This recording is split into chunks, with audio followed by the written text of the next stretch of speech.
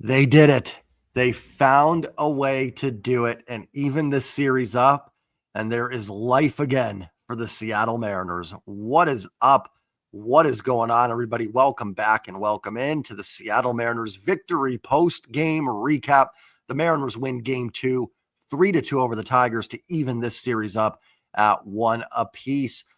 I apologize for not doing a live stream. I know I said I would. Guys and gals, I'm under the weather. I think I'm just beat. This long weekend. Don't need to get into my work stuff, but I worked a really long week last week, so I'm hurting. Truthfully, this was a regular season game. I probably wouldn't even be doing the recap, but gotta do it for the playoffs. Gotta do it.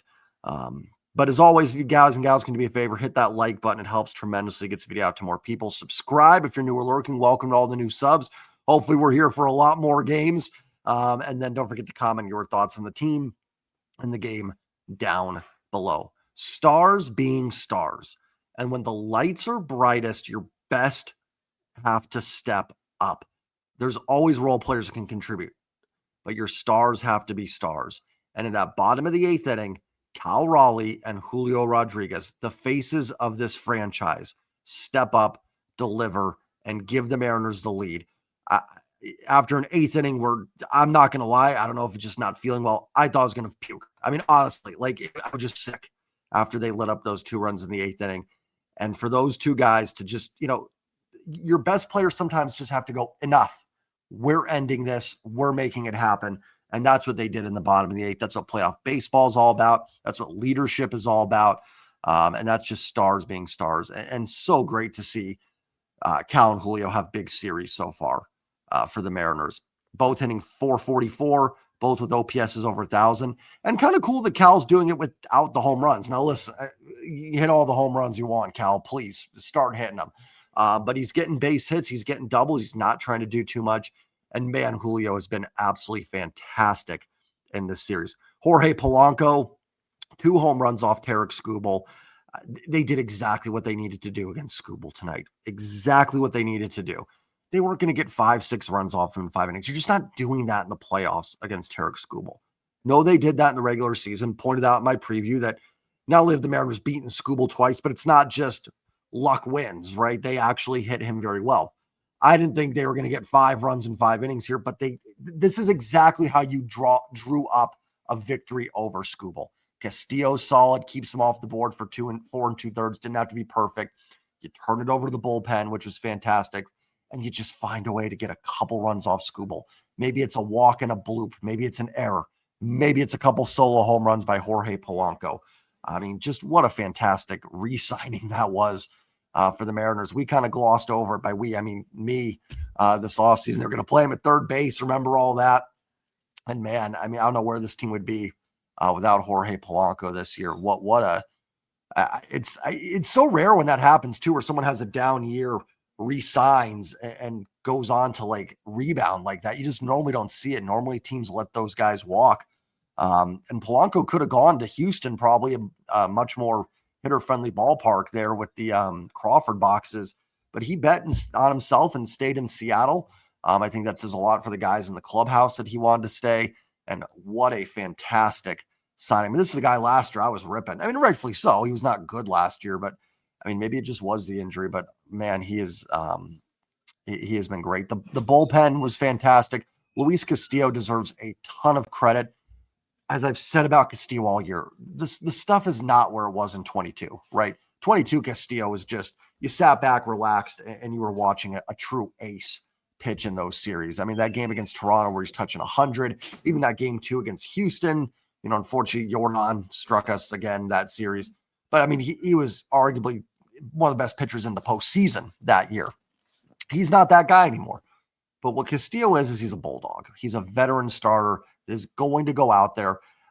I felt confident with him on the mound. It's not so much from a stuff perspective, but he's going to battle. You knew he was going to get you 4 or 5 innings, at most in a run or 2, and give you a chance to win this ball game. And that's exactly what he did. Did more than that. 4 2/3 shutout, left with a lead.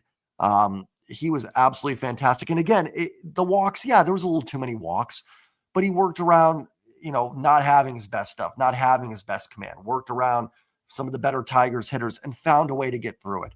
Just a gutsy veteran start from Luis Castillo. Absolutely fantastic. And again, exactly what they needed today from him.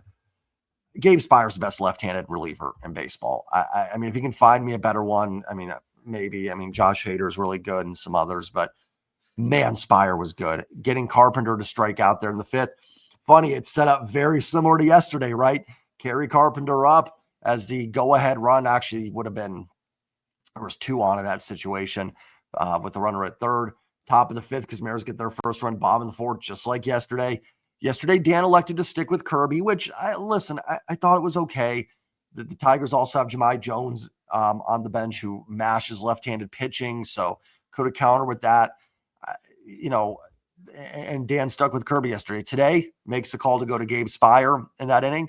AJ Hinch sticks with Carpenter, and Gabe rewards Dan for that decision. And then that shutout inning in the sixth, Spire was just absolutely lights out. I think he's been the best reliever on the team this year. I really do. The numbers would back it up. Not saying Munoz hasn't been great. He has, but man, Spire is just all business when he's out of the mound. Another guy that's all business is Edward Bizzardo with a fantastic seventh inning.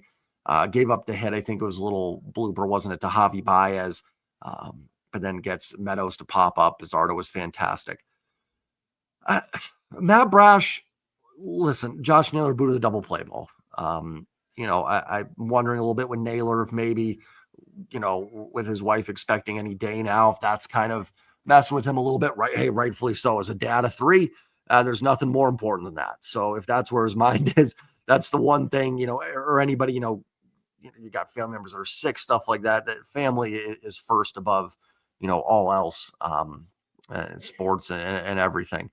So it'd certainly be understandable, but man, that was a routine. At least one out there, and then it's runner at second, maybe, or runner at first with 2 outs. And then, Torkelson hits one down the line and, maybe it only scores 1. Who did Brash walk in that 8th inning there? Let me pull that up. I forgot who he walked to start. Was it Dingler in the 8th that he walked? Let's see. Top of the 8th. He walked Gleyber Torres. Brash threw him a 2-2 pitch that I have no idea how Torres spit on. And then kind of a non-competitive fastball. I mean, if Naylor makes the play, I don't think he gives up those runs. He strikes out the side. Nice job by Brash. One thing that's going to kind of go unnoticed here is after that Torkelson double, not only do the Tigers tie it, and I'm sitting in the corner like about to just, fall into tears. Shout out to that fan in the bananas hat too, man. That's real. With his wife or girlfriend or whoever that was, friend. That was with him there, man. I know it looks corny probably to some people because it's like, hey, it's just game 2, but that's the first time the Mariners won a home playoff game in 24 years since we beat did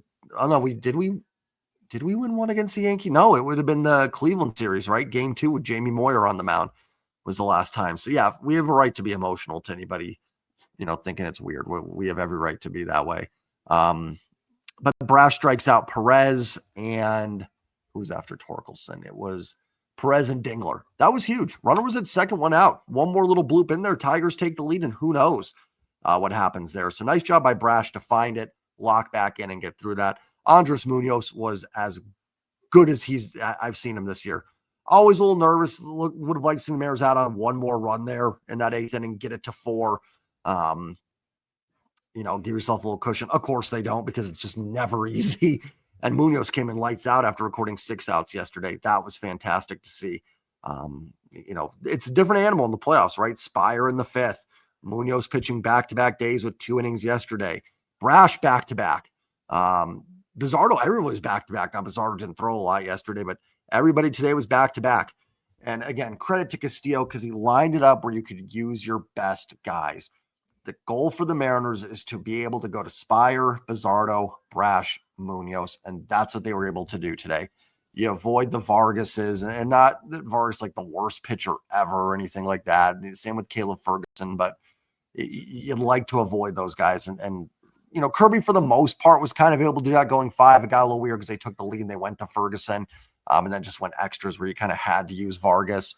But today, Castillo getting 4 2/3. And listen, the pitch count was in the 50s after 2. It wasn't guaranteed that he would get into the 5th there. So And if he's got to come out after 4, maybe you do have to go to Hancock or Ferguson or someone else. Luke Jackson. I don't think Luke Jackson's going to pitch in the playoffs unless it's a blowout.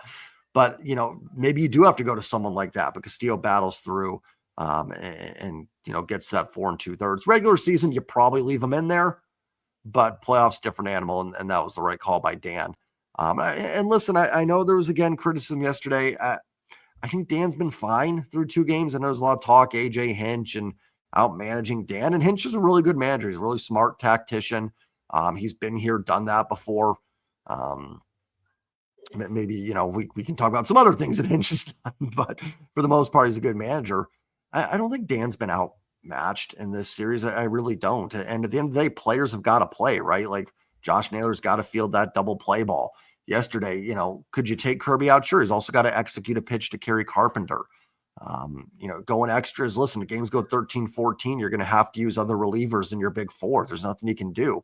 Other guys in the lineup have to get hits other than Julio and Cal, referred to yesterday, till you get it from Jorge Polanco. So I think Dan's been fine. Again, there can always be little things. I'm not saying he's been perfect. No manager is, but I haven't seen anything where I think Dan's been necessarily outmanaged. And I was a little bit nervous. I didn't talk about much in the preview, but rookie manager, never managed playoff game versus a guy that's managed a lot of them. It is a little, underlying thing, right? I talked about how the Tigers being last in stolen base is a little underlying thing that could be an issue. And so is that managerial stuff. But I think Dan's been all right. How about the Mariners beating Tarek Skubal 3 times? Did I talk about that already? I don't even know. I think I did. I talked about that, right? Who cares? We'll talk about it again. Mariners beat Skubal 3rd time this year. Polanco's only the 2nd player to ever take him deep twice in a baseball game.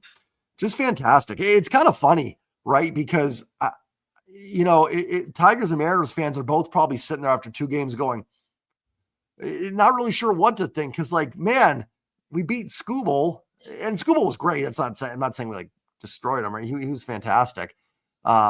But man, if we won yesterday, you're up 2-0 here. Detroit's probably going, hey, we're fine. We got 1. That's always the goal, right? When you're on the road, is to get 1 win.